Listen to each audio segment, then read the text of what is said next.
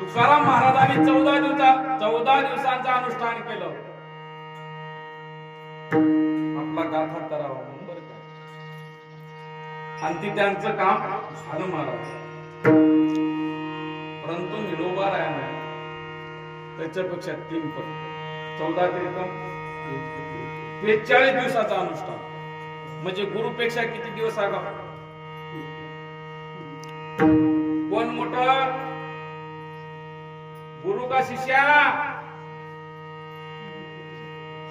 सोपं नाही महाराज. भक्ती म्हणजे काय तितकी सोपी आहे काय? लोक म्हणतात अरे मम्मा, अरे बापा काहीच नाही, विठाला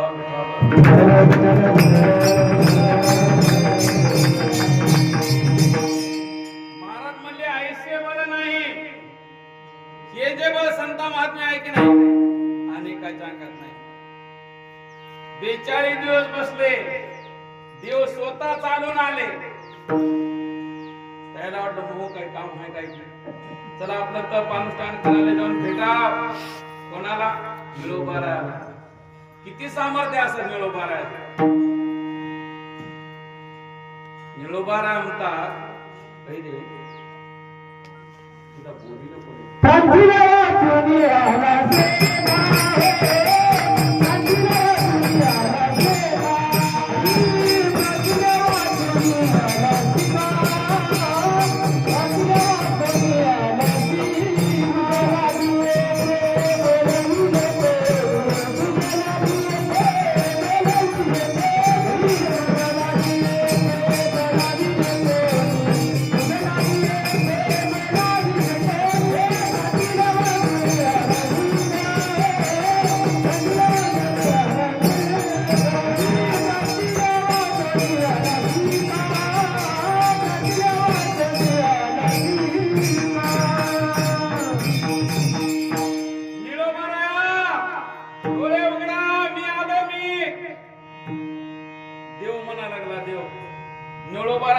तू म्हणजे नेमकं कोण आहेस? म्हणले मी देव आहे. म्हणले कुठला? आणि तू इथं कशासाठी आला? म्हणजे तुला भेटायला आलो. तुला बिलकुल बोलावलं नाही. आणि आपल्यासारखा एखादा शहाणा असतो का? स्वर्गातून देव आला म्हणजे तुला भेटायला म्हणजे काय नको ते मागित होतं बा. 5 मजली बिल्डिंग, 2-4 लेकर असले तर त्याला सगळ्याला नोकऱ्या, जे नको ते मागत होते महाराज. परंतु निळोबाराय म्हणले काय देव असेल की तू कोणी असेल, मला तुझी आवश्यकता नाही महाराज. मी फक्त धावा करतो तुकियात, बाकी कोणाचा धावा नाही. महाराज लक्ष्मीचा पती असा असणारा वैकुंठ नायक विष्णू भगवान परत गेले. आणि तुकोबाला म्हणतात तुकोबाराया ते येड झालं येड. कोण? निळोबाराय येडा झाला म्हणले. मी जाऊन सुद्धा ते ऐकायला तयार नाही महाराज. खरंच निळोबाराय येडे असतील का? निळोबारायला कळून आलत जे संतांमध्ये बळ आहे ते तुझ्याकडे नाही बाबा. म्हणून म्हणले ऐसे बळ नाही. जे बळ संत महात्म्याकडे आहे देवाकडे नाही. शेवटी निळोबारायासाठी पुन्हा तुकोबारायला येणं असा तुकोबाराया. आणि त्या तुकोबारायाच्या बीज आणि सर्वजण या ठिकाणी जमलात पूजेसाठी. सर्वजण भाग्यवान आहात माझ्या. आज देहूमध्ये 16 नाही, ऐसा सुख सोहळा स्वर्गी नाही महाराज. हे सुख सोहळा स्वर्गामध्ये नाही. कारण का नाही महाराज? हे नामग्रस्तेत नाही. जे संत करतात ते देवाला करता येत नाही. फक्त एकच आहे स्वर्गामध्ये काय? उगेची बैसावे ते समाधान आहे. परंतु कोणाला बोलता येणार, कोणाला चालता येणार. सर्वजण आपल्याला असं वाटतं की आता या जन्मामध्ये पुण्य करावं, वैकुंठामध्ये जाऊन बसावं. आमचे नामदेव राय स्पष्ट म्हणले देवाला, वैकुंठास या नको धाडू हारी, वैकुंठास या नको धाडू हारी.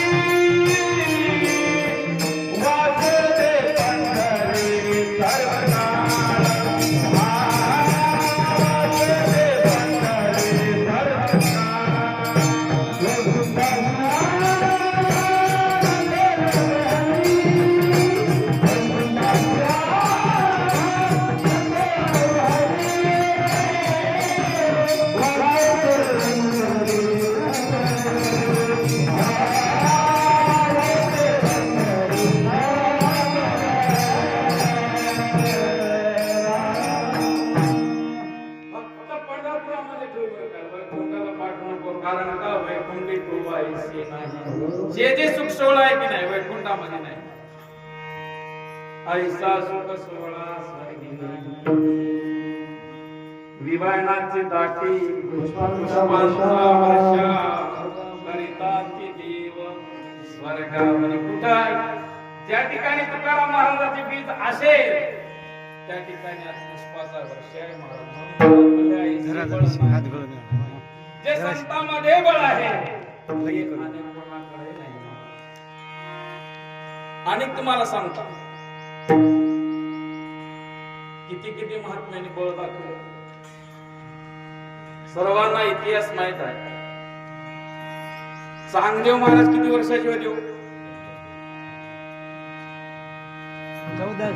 14. मला इकडचे माणसं का मुख्य हातात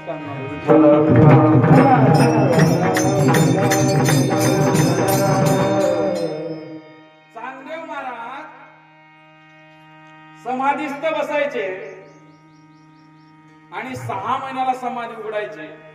6 महिन्यामध्ये जेवढे परिसरामध्ये लोक मृत्यू पावायचे ते सर्व त्यांच्या समोर आणून टाकायचे महाराज. आणि यांची समाधी उघडली, डोळे उघडले, अशी नजर फिरली की सगळे जिवंत व्हायचे. तेवढ्यामध्ये हे आमचे 4 गेले फार. निवर्ती, ज्ञानदेव, सोपान, मुक्ताबाई हे 4 असे वजा वजा चालत चालत गेले. आणि चालत चालत गेल्यावर मुक्ताबाईने विचारलं, का रे ज्ञानुदा हे मडे कस काय टाकले म्हणले? येत अगं जाऊ दे ना म्हणजे चल ना गुप्त नाही ना म्हणजे नेमकं काय कारण आहे याचं सांगा तरी मला. म्हणले हे चांगदेव महाराज आहेत ना, हे समाधीमध्ये आहे. त्यांनी समाधी उघडली, त्यांची नजर फिरली म्हणजे सगळं जिवंत होतात. म्हणे 6 महिने थांबावं लागतं यांना येतं. हो अरे ज्ञानोदा याला 6 महिने काय करायचं आत्ताच? अगं नको ग मुक्ताबाई.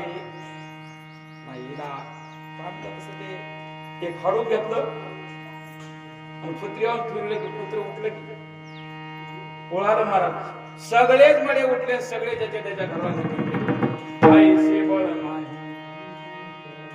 शेबळ आहे का देवाकडं? फक्त म्हणले जवळ मी अमृत दृष्टी पाहे तरी सकळ जिवंत होय. पण पाहिलं का देवानं कोणाकडे अमृत दृष्टीनं? अहो पाहायला असतं त्या महाभारताची कथा जेवढी झाली नसती विठाला.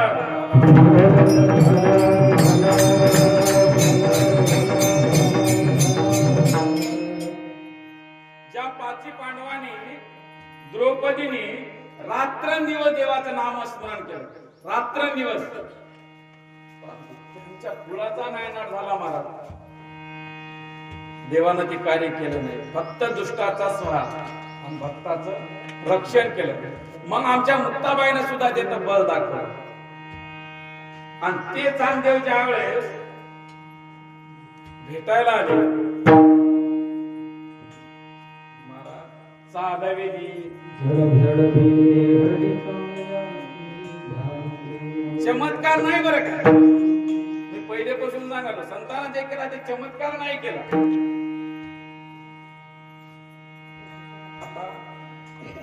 इकडून चांगदेव काच्यावर बसून आला वाघावर, हातामध्ये सर्पाचा चाबूक.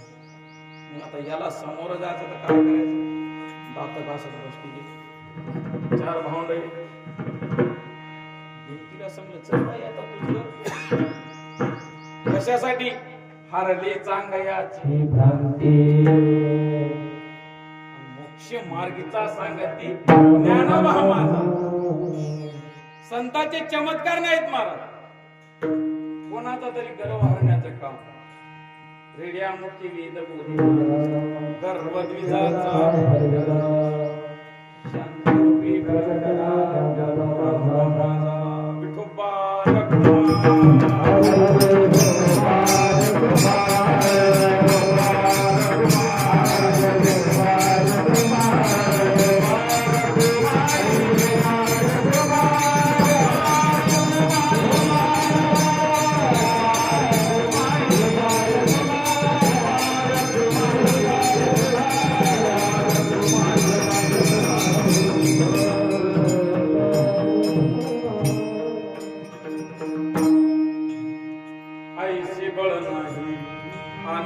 देवाची अंगी जे संत महात्म्याकडं बळ आहे ते दुसरं कोणाकडं नाही. किती टाइम राहिला? असं फुलं बिलं वाटून घ्या. अक्षदा फुलं गुलाब सुदाम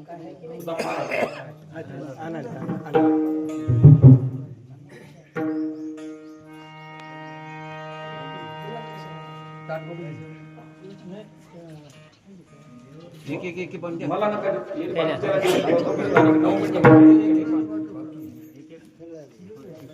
कारण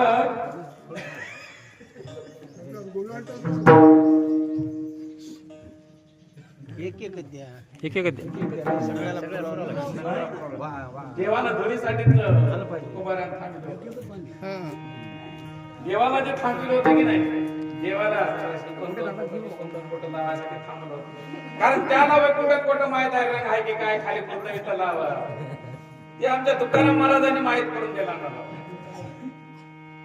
धुळीचा प्रोग्राम काय असते असं माहित करायसाठी तर देवाला थांबाना म्हणले. आता उद्या शिमगा आला, शिमग्याचे आमच्या इकडे काय करतात, होळी पेटवतात.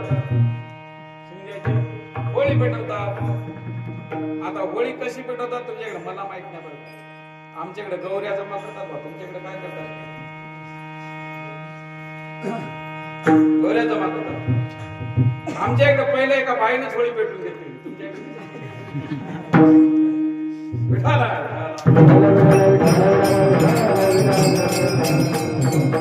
एक बाई म्हणली होती आमच्याकडं, मी त्या काळात होतो, मी आता सांगून झालं की त्या काळात जिथं होतो त्या काळात सांगा. ते काय म्हणली, शिमगा आला की म्हणली शिमग्याच्या दिवशी मीच होळी होतो आणि ते तवापासून होळीच असं झालं. तिचं नाव होतं शिविका आणि तिचं दुसरं नाव होतं होलिका. या पृथ्वी तलावरचा पहिला भक्त आमचा विठ्ठल.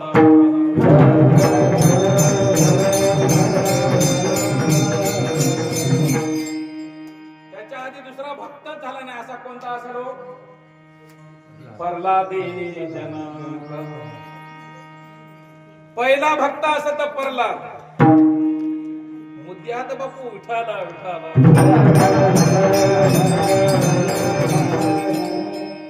आणि त्या प्रल्हादाला मारण्यासाठी हे सण आहे. शिमगा जे आहे की नाही त्या प्रल्हादासाठी परंतु आईचे बळ नाही. भांडविद्रावर शब्दावर आईचे बळ नाही. जे संतांच्या अंगामध्ये बळ आहे की नाही ते कोणाकडेच नाही. ती काय म्हणली, हिरण्यकश्यपूची बहीण, दादा तू काळजी करू नको बरं काय, तू काळजी करू नको. हे युद्धभर कार्ट 5 वर्षाचं तुला ऐकायला गेले ना, मी बघते त्याच्याकडे. मला अग्नी प्रसन्न आहे, मी बघते त्याच्याकडे. आणि भागवत कथेमध्ये ऐकायला मोठं सरण असं होळी रचली, त्या होळीवर बसले ना मस्त मांडीवर घेतला प्रल्हाद बाळ, अग्नी पेटून घेतला. तेव्हापासून ही प्रथा कशाची, होळीची. याच्यामध्ये महत्व आहे. होळीमध्ये आपण खोबळा घेतो, ते खोबळा जर आपण आतमधून त्याच्यावर जर जाळला, पांढरा असतो ना पांढरा, ते जर जाळलं आणि घरातल्या प्रत्येक माणसाला इतकाला जरी तुकडा दिला ना खराला, हे ध्यानात ठेवा बरं. मग कीर्तन विसरून जा सगळं काय फरक पडणार. इतकाला जरी तुकडा दिला, शास्त्र असं सांगते की वरीसभर तो आजारी पडणार नाही. विठ्ठला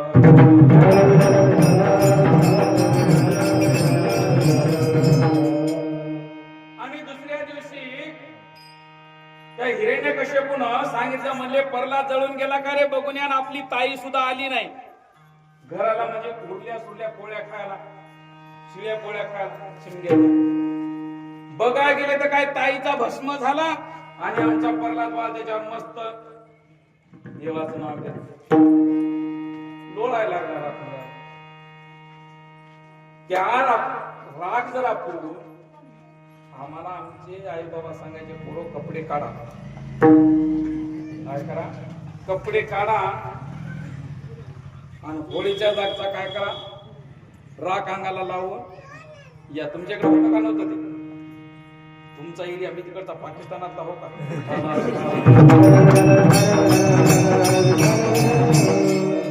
जर होळीची राख अंगाला लावली जे त्वचा रोगाची असतात ना माणस कोणाला खाऊन वगैरे शास्त्र असं सांगते ते त्वचा रोग सुद्धा त्या राखेनं कमी होते मला कोण्या होळीच्या म्हणून ती राख अंगाला लावीत गेले पहिले माणसं सांगत गेले लावून या रे पोरोजा होळीचा अंगाला लावून या म्हणून देवाला पाहासाठी आमच्या तुकाराम महाराजांनी ठेवून घेतलं होतं म्हणजे बघा आमच्या पृथ्वीचे पराक्रम काय काय हात ते आणि आमची प्रल्हादाचं रक्षण केलं म्हणून ऐसे बळ नाही आणि काची अंगी या होळीचं महत्व असं आहे आणि आता हे रंग पंचमी देव म्हणजे आता गण झालं ना चला ना देव काय म्हणले तुकाराम महाराजाला आता गण झालं चला तर किती दिवस देव थांबते वाढ वेळ झाला खूप टाइम झाला बरं एक दिवस झाला 2 दिवस झाले महाराज कुठं तुकाराम महाराजा घरी देव थांबले आणि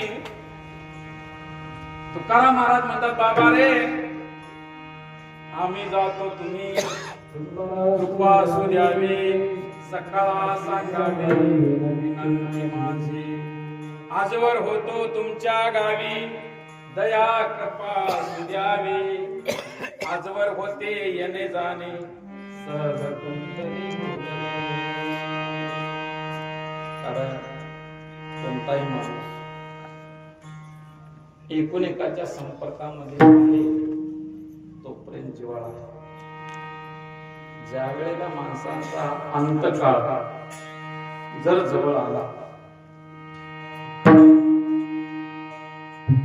तर ती व्यक्ती विव्हळ होते बरं काय म्हणा आणि सगळ्यांना म्हणते बाबा रे सर्वजण आता तुम्ही काय करा घराची दाराची सुखी तुम्ही वडिलासी संगा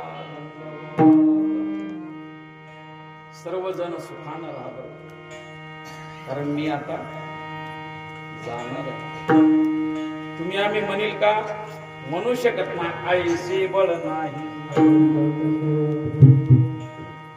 प्रत्येकाकडे सामर्थ्य नाही महाराज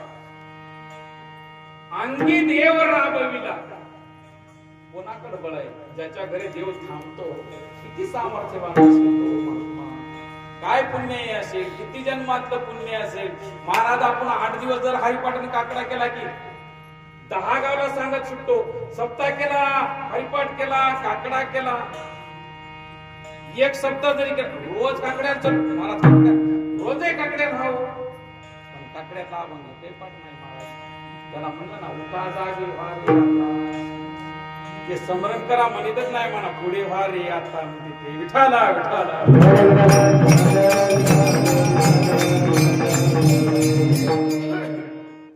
कारण आपण मोजका विचार करतो परंतु संत महात्म्याचा मोजका विचार नाही फार दूरवर बघतात कारण तुमच्या आमच्यासाठी त्यांचे अवतार आहे संत महात्म्याचे तुमच्या आमच्यासाठी आहे जगाच्या कल्याणा संतांच्या कष्ट आणि महाराज म्हणले बाबा रे तुम्ही सर्वजण आता माझ्या सोबत येणार का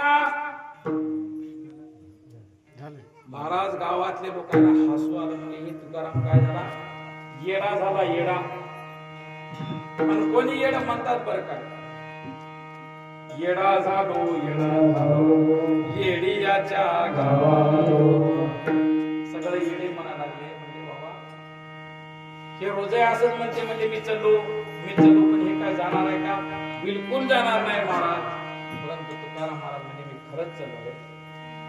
खरंच चाललो तस काय मला म्हणू आलं कोणाचं देवाचा पाहत सेवाट माहेरा आपुल्या माहेरा जाईन मी आता निरोप हे संत तुका माने मज येते दाण्या